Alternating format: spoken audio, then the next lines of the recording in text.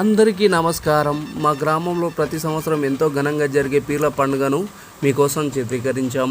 భక్తుల సందడి, పీర్ల ఊరేగింపు, పండగ వాతావరణం ఈ వీడియోలో చూడండి. చివరి వరకు చూసి మీ అభిప్రాయాన్ని కామెంట్ బాక్స్లో తెలియజేయండి. ఇప్పుడు మీరు చూస్తున్న దృశ్యాలు మా గ్రామంలో జరిగే పీర్ల పండుగకు సంబంధించినవి.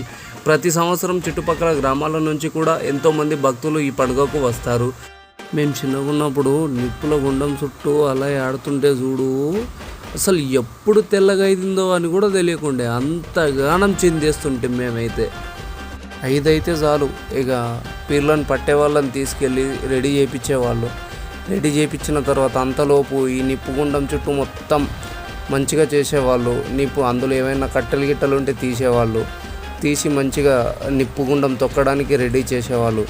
ఆ లోపే మేము పోయి స్నానాలు చేసుకొని వచ్చి ఆ పీర్లు పట్టే వాళ్ళ వెంబడ మేము కూడా నిప్పుల గుండం దొక్కేవాళ్ళం అప్పుడు చిన్నప్పుడు. అదే పీర్ల వెంబడ వెళ్ళి మా ఊర్లో ఎన్ని మసీదులు అయితే ఉన్నాయో అన్ని మసీదుల దగ్గరికి వెళ్ళి మళ్ళీ మా మసీద్ దగ్గరకు వచ్చే వరకు ఉదయం 10-11 అవుతుండే.